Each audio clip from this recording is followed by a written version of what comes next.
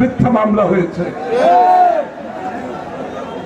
আমাদের নেতাকর্মীরা পুলিশের হেফাজতে মৃত্যুবরণ করেছে, জেলখানায় বিনা চিকিৎসায় মৃত্যুবরণ করেছে, বাড়ি থেকে পালিয়ে বেরিয়েছে, মাঠে ঘাটে ধান খেতে আপনারা থেকেছেন কষ্ট করে। কিন্তু আন্দোলন থেমে থাকে নাই।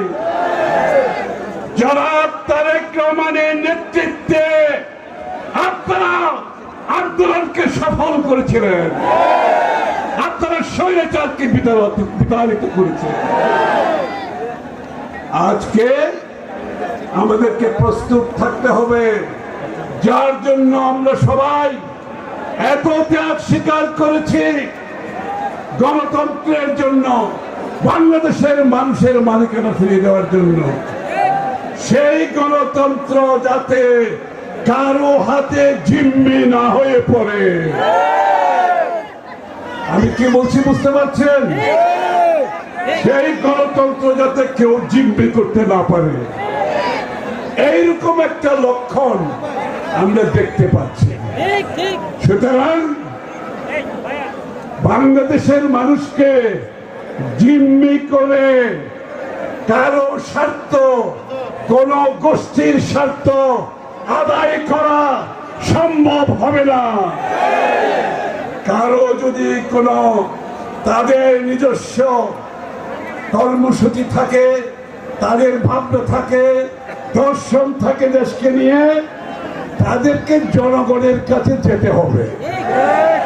জনগণকে বাইরে রেখে দেশকে জিম্মি করে কারো স্বার্থ আদায় করতে দেওয়া যাবে না।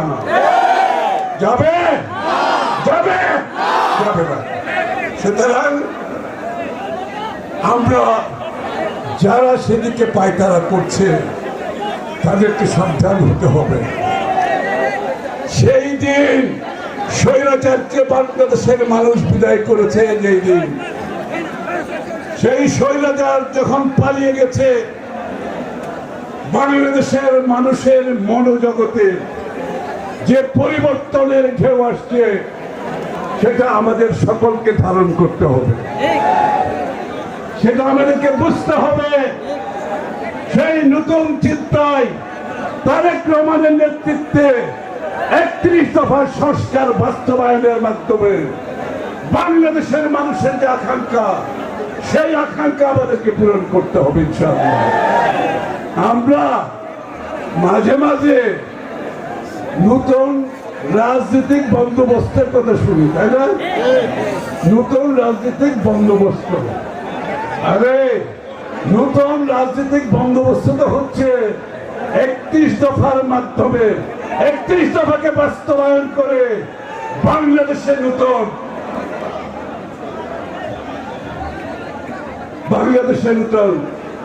রাষ্ট্র ব্যবস্থা, আপনার রাজনৈতিক সংস্কারের মাধ্যমে বিএনপি প্রতিষ্ঠা করবে। সেই ধারণা শেখ হাসিনা পালিয়ে যাওয়ার পরে আসে নাই। সেই বন্দোবস্তের কথা শেখ হাসিনা পালিয়ে যাওয়ার পরে আসে নাই। সেই বন্দোবস্তের কথা দেশনেত্রী বেগম খালেদা জিয়া 7 বছর আগে ভিশন 2030 মাধ্যমে জনগণের সামনে তুলে ধরেছিল। সেই বন্দোবস্তের কথা তারেক রহমান 2 বছর আগে 27 দফার মাধ্যমে তুলে ধরেছিল। সেই বন্দোবস্তের কথা জনাব তারেক রহমানের নেতৃত্বে আমাদের সাথে যারা রাস্তায় আন্দোলন করেছিল, যে দলগুলো, সকলকে নিয়ে 31 দফা বাংলাদেশের নতুন রাজনৈতিক বন্দোবস্তের কথা আমরা জনগণের সামনে তুলে ধরেছি। আমরা 31 দফা নিয়ে বাংলাদেশের প্রত্যন্ত অঞ্চলে গিয়েছি, বাংলাদেশের প্রতিটি জেলায় গিয়েছি।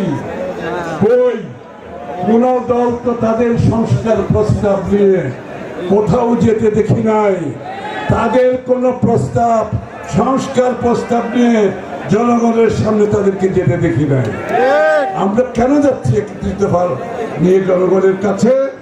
কারণ আগামী নির্বাচনে এই 31 দফার ভিত্তিতে আমরা জনগণের ম্যান্ডেট চাইব।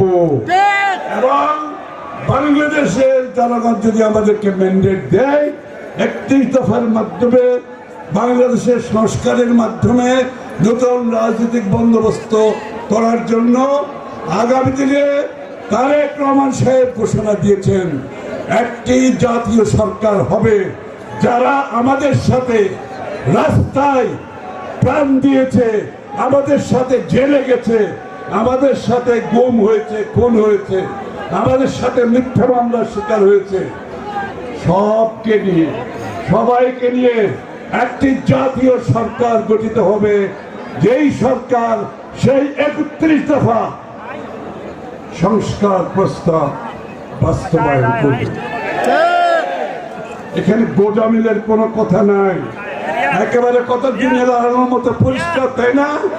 দিনের আলোর মতো পরিষ্কার।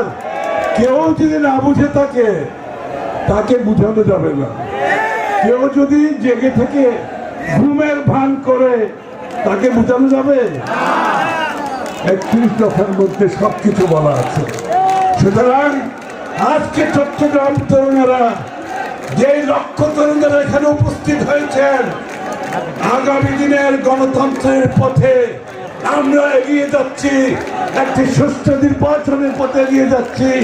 বাংলাদেশে নির্বাচনের হাওয়া বইতে শুরু করেছে। এই নির্বাচন কেউ বানচাল করতে পারবে না। ইনশাআল্লাহ তারেক রহমানের নেতৃত্বে, দেশনেত্রী বেগম জিয়ার ভালোবাসায় আগামী দিনে 31 দফা বাস্তবায়নের জন্য যে সরকার গঠন হবে, সেখানে তারেক রহমানের নেতৃত্বে সেই সরকার আমাদের সেই প্রত্যাশা পূরণ করতে সক্ষম হবে। আপনাদের সকলকে চোখ কান খোলা রাখতে হবে। গণতন্ত্রের পথ কেউ যাতে রুদ্ধ করতে না পারে, গণতন্ত্রের পথ কেউ যাতে রুদ্ধ করতে না পারে, কোন ধরনের উস্কানির মাধ্যমে